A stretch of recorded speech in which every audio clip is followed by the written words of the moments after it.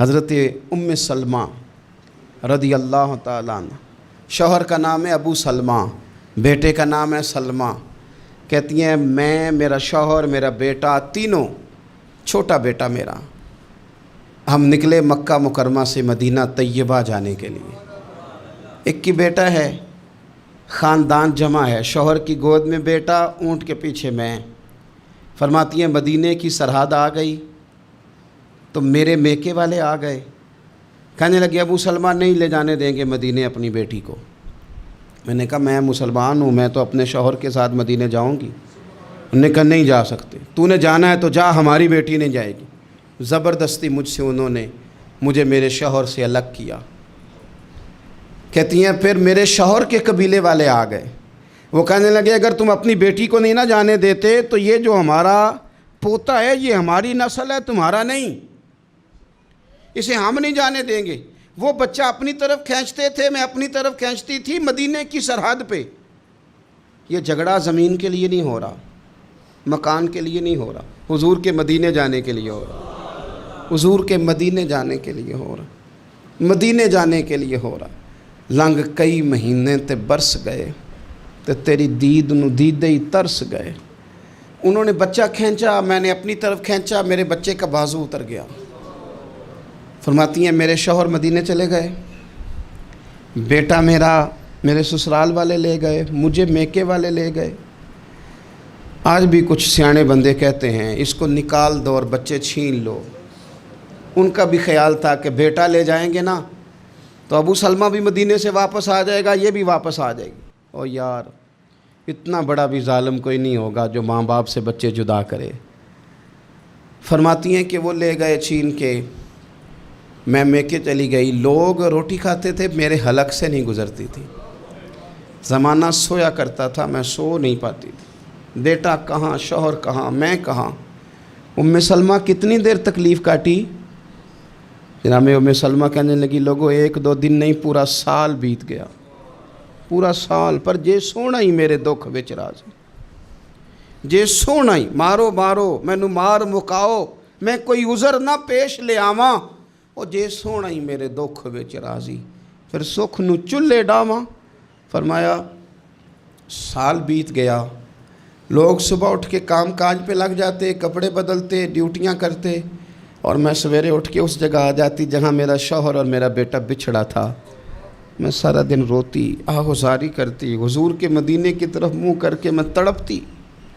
سال بیت گیا، سال، ایک ہفتہ نہیں نکلتا بچوں کے بغیر۔ بڑے بڑے سیانے لوگ پردیس جاتے ہیں تو بچوں کی فوٹو دیکھ دیکھ کے روتے ہیں، لیکن کہتی ہے ماں تھی، بیٹا بچھڑا اور پھر بیٹا بیمار ہو اور ماں سے جدا ہو، کتنی تکلیف کا منظر ہے۔ آپ فرماتی ہیں کہ ایک سال بیت گیا اور میں نے کسی کی منت نہیں کی، میں نے کوئی شکوہ نہیں کیا، اس لیے کہ جس حال میں رب و رسول رکھیں۔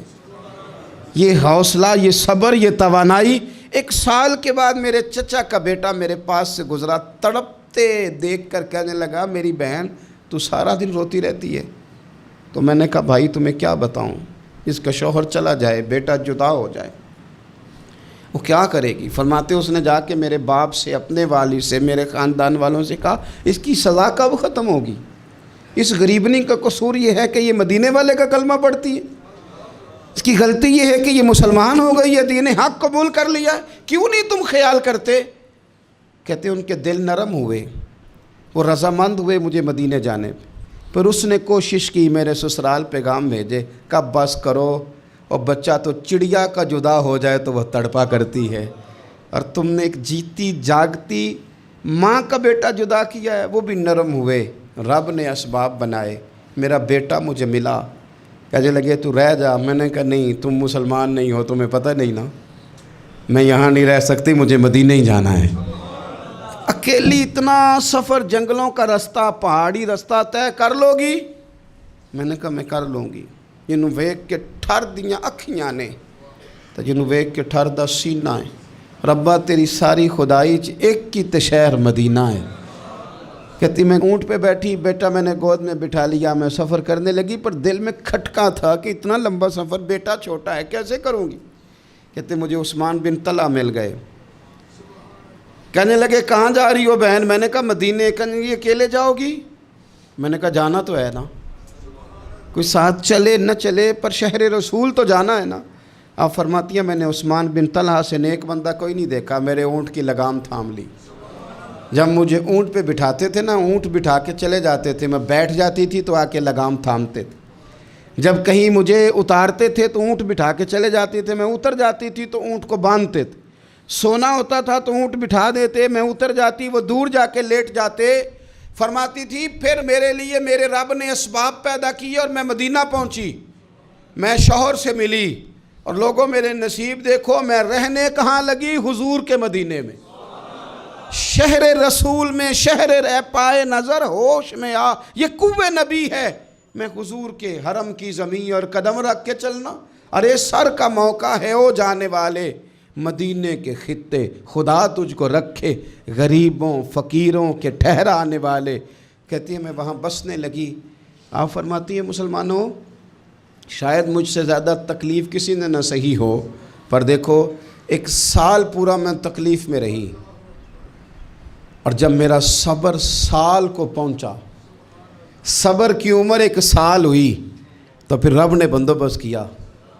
پھر میرے گھر والے بھی نرم ہو گئے، سسرال والے بھی نرم ہو گئے، رب نے میرے آنے جانے کے لیے ایک بندے کا بندوبست بھی فرما دیا۔